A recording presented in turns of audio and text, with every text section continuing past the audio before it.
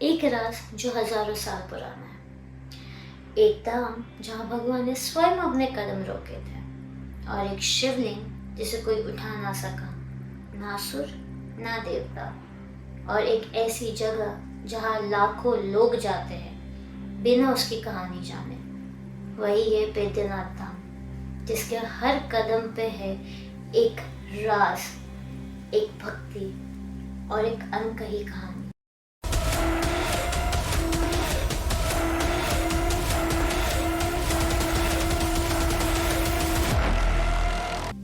Om Namah Shivaya, Namaste and hello, this is Sharori Moja. Welcome back to my channel. If you like my videos, please like, share and subscribe to my channel and don't forget to click the bell icon.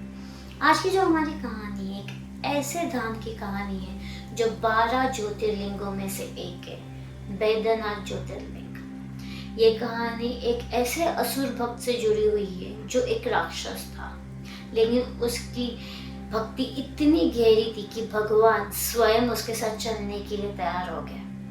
ये कहानी है दशमुखी रावण की। कहानी शुरू होती है लंका के राजा रावण से, जो घोर तपस्या से शिव जी को प्रसन्न करना चाहता था। उसका एक ही मकसद था कि वो शिव जी को अपने साथ लंका ले चले और उनको वहीं बसने को कहे, ताकि वो पूरी सृष्टि, यूनिवर्स को सबको ये बता सके कि स्वयं महादेव उसके लंका में विराजमान है। शिव जी को प्रसन्न करने के लिए अपने 9 सिर चढ़ाए, अपने 9 सिर काट के बलि दे के चढ़ाए। और जब 10वां सिर काटने जा रहा था, तब स्वयं शिव जी प्रकट हुए और उसके भक्ति से प्रसन्न होकर उससे कहा, रावण, तुम्हें जो चाहे तुम मांग सकते हो, जो वर चाहे तुम मांग सकते हो। तब रावण ने कहा कि प्रभु, मुझे सिर्फ आप चाहिए, आप मेरे साथ चलिए, आप मेरे साथ लंका में विराजमान हो। शिव जी ने कहा, ठीक है, मैं अपना कामना लिंग तुम्हें देता हूँ और इसको तुम लंका लेके जाओ और मैं तुम्हारे साथ वहाँ विराजमान हो जाऊंगा, लेकिन एक शर्त है। शर्त ये है कि तुम इस ज्योतिर्लिंग को कहीं पे भी नीचे नहीं रखोगे, जहाँ पे भी रख दोगे मैं वहीं पे विराजमान हो जाऊंगा। रावण ने शिव जी की शर्त मानी और वहां से शिवलिंग लेके निकल गया। ये सब देख के सारे देवी देवता बहुत डर के, बहुत घबरा गए। वो तुरंत विष्णु भगवान के पास गए।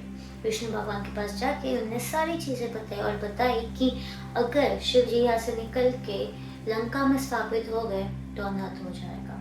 तो विष्णु भगवान ने कहा, अब कोई तो छल करना पड़ेगा। विष्णु भगवान ने बाल रूप धारण किया, जिसका नाम बैजू था, और उन्होंने वरुण देव से प्रार्थना करी कि जब मैं रावण से मिलूंगा तब उसके पेट के अंदर विराजमान हो जाना। देवघर जो आज के झारखंड में है, वहाँ के आसपास रावण को ये बाल रूपी भगवान विष्णु भगवान मिले और उसी टाइम वरुण देव ने रावण के पेट में विराजमान किया। तो रावण को प्राकृतिक क्रिया करने के लिए जगह ढूंढना था, तो तभी रावण ने शिवलिंग को बैजू के हाथ में दिया और कहा कि मेरे आने तक इस शिवलिंग को नीचे मत रखना। तो बैजू ने कहा, ठीक है, मैं नहीं रखूंगा, आप चाहिए, आपको जो कार्य करना है। लेकिन उसने ये कहा था बैजू ने कि अगर देर होगी तो मैं शिवलिंग यहीं पे रख के चला जाऊंगा। रावण गया अपना कार्य करने के लिए, तब बैजू ने शिवलिंग नीचे रख दिया और शिव जी वही स्थापित हो गए। जब रावण वापस आया तो उसने लगा कि शिवलिंग तो नीचे है, तो शिवलिंग को उठाने की बहुत कोशिश करी, लेकिन शिवलिंग उठा नहीं। तो तब वो समझ गया कि ये देवताओं की चाल है।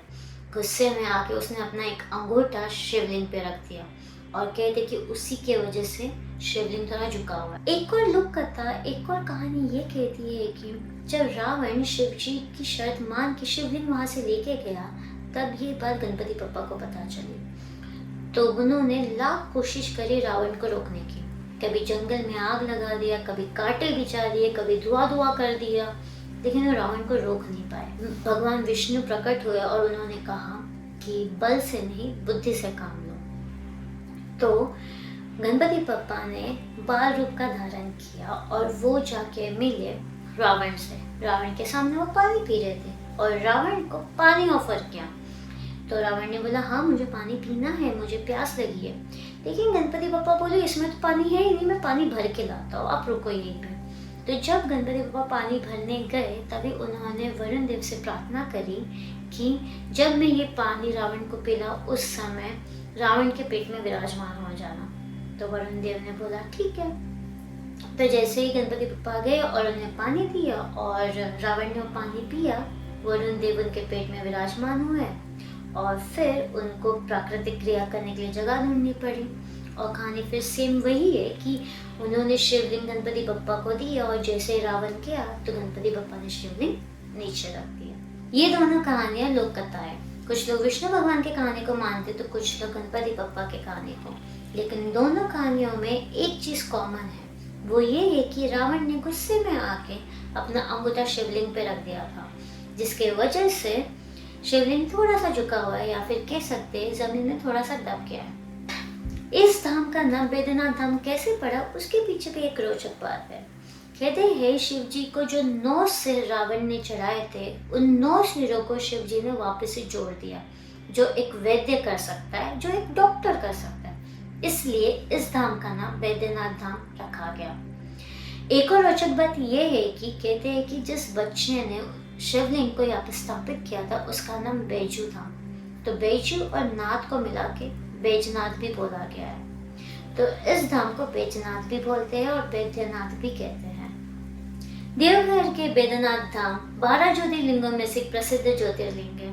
इस ज्योतिर्लिंग के पास एक शक्तिपीठ भी है। यहाँ माँ सती का हृदय गिरा था। श्रावण के महीने में लोग कांवड़ यात्रा करते हैं। सुल्तानगंज से गंगा जल लेके आते, 108 किलोमीटर वो चल के आते, गंगा जल लेके आते और शिव जी पे चढ़ाते। कहते हैं जो लोग श्रद्धा से शिव जी पे गंगा जल चढ़ाते हैं उनकी सारी मनोकामनाएं पूरी होती है। तो ये थी हमारी आज की कहानी। बैद्यनाथ धाम जो 12 ज्योतिर्लिंगों में से एक प्रसिद्ध ज्योतिर्लिंग है, एक राज जो हजारों साल पुराना था, एक धाम जहाँ भगवान ने स्वयं के कदम रोक लिए थे और एक शिवलिंग जिसे कोई उठा ना सका, ना असुर ना देवता है। अगर आपको आज की कहानी पसंद आए तो please like share and subscribe to my channel and don't forget to click the bell icon. मिलते हैं अगले वीडियो में। ओम नमः शिवाय।